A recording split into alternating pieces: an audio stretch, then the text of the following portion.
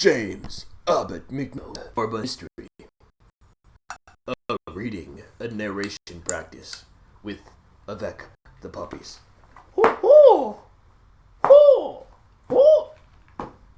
She enjoyed that immensely. Legacy. I'm reading the legacy bit, that's it, because I like the legacy bit.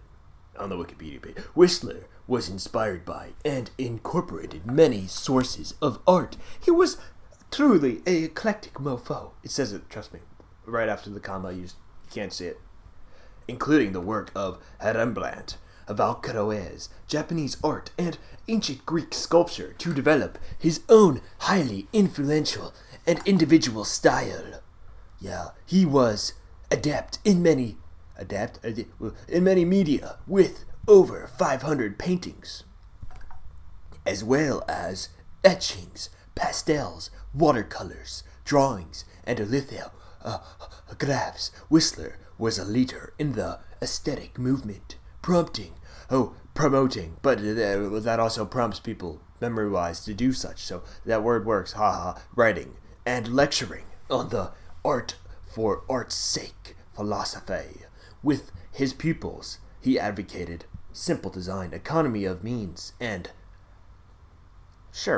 is the Oxford comma? Nope, no, okay, damn it. The avoidance of over-labored technique, and the tonal harmony of the final result. Whistler has been the subject of many major museum exposition studies and publications. Like the Impressionists, he employed nature as an artistic resource. Whistler insisted that it was the artist's obligation to interpret what he saw, not to be a slave to reality, and to bring forth from chaos glorious harmony. During his life, he affected 2 generations of artists in Europe and in the United States. Whistler had significant contact and exchanged ideas with ideals. Oh my gosh. This is bad. With realist, impressionist, and symbolist painters, famous proteges for a time included Walter Sickert and writer Oscar Wilde.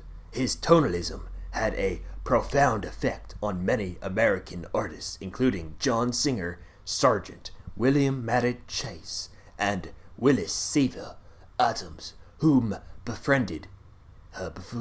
he befriended in Venice. Another significant influence was upon Arthur Frank Matthews, whom Whistler met in Paris in the late 1890s. Matthew took Whistler's tonalism to San Francisco, spawning a broad use of that technique among turn-of-the-century California artists. As American critic Charles Caffin wrote in 1907, he did better than attract a few followers and imitator emigrants ersatz. He influenced the whole world of art, consciously or unconsciously. His presence is felt in countless studios, ateliers. His genius permeates modern artistic thought. During a trip to Venice in 1880, Whistler created a series of etchings and pastels that not only reinvigorated his finances, but also re-energized the way in which artists and photographers interpreted the city, focusing on the back alleys, side canals, entranceways, and architectural patterns, capturing the city's unique atmospherics. In 1940, Whistler was commemorated on a United States postage stamp when the U.S. Post Office issued a set of 35 stamps commemorating America's famous authors, poets, educators, scientists, composers, artists, and inventors. The famous American series. Garland Post sucks butt sometimes. Goosh. The Gilbert and Sullivan operetta Patience pokes fun at the aesthetic movement, and the lead character of Reginald Bunthorne is often identified as a send-up of Oscar Wilde. Through Bunthorne is more likely an amalgamation of of several prominent artists, writers, and aesthetic figures.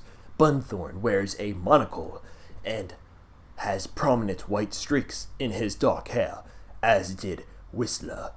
The house in which Whistler was born is now preserved as the Whistler House Museum of Art. He is buried at St. Nicholas Church, Chiswick.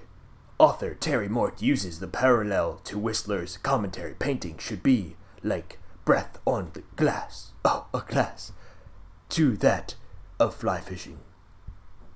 Brilliant. Assay, Assay a few. I had a lot of interruptions, so whatever. Daily motion.